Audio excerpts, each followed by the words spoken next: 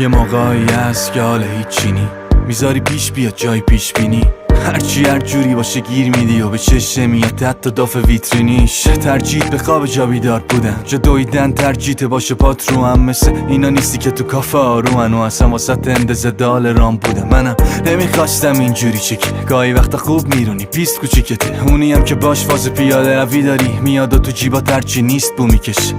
شایدم من سخت میگیرم، شایدم من دست با هر کی میدم، اینه تو اول ببین من چی میگم، بعد اگه حق نبود من نمیگم دیگه. خواستم مثل خودم باشم همین، رو ما کم کردم من تو مرد باشم همین. همه دیدن از همه عکس العملی، گاهی نه آشتی میکنی نه قهر و بلدی، صدا چکه آب میاد و دلت یه شیشف و خواب میخواد و یه نفر که وایس پا تای بابا کی میفهمه حال ما را. یه موقع یه سوال هیچینی، نه حال حرف زدن نه حال پیش بینی، فقط دوست داری کام پیپ بگیری و حتی یه مسیر صاف و پر پیچ میبینی. دل تنگ واسه کی از خودت، هر کی هم بیاد بازم نمیشم خودت، از اونایی که فولتو بگیرم پره و مهم نی اگه روزی بپیچن دوره دا، فقط میمونی تا بگذره امورات، بهتر از اینه بیجا بشکنه غرورت. میگم مسئله رو کش نره تو روزات، حتی اگه ریرن تو اعصاب و تو روحت. دوباره چشاتو بستی تو لاک، کم خرجی پولات جای تفری تو جات لش کنی، با این که میتونی وایسی رو پاد پشت ماسکی یه نسیمم ساختی کولاک ها.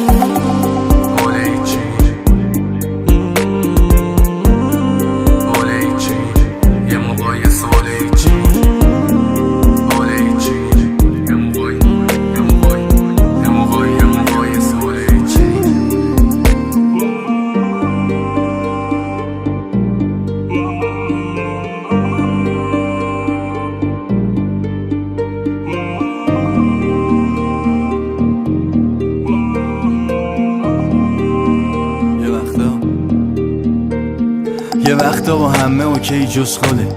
نمیفهمی چطوری صبح شده، انگاه هیچ آپشنی نیست سالتو خوب کنه، انگاه خدا این دفعه نمیرسه خوب موقع، به هیچ کاری نمیکشه حوصله‌ت،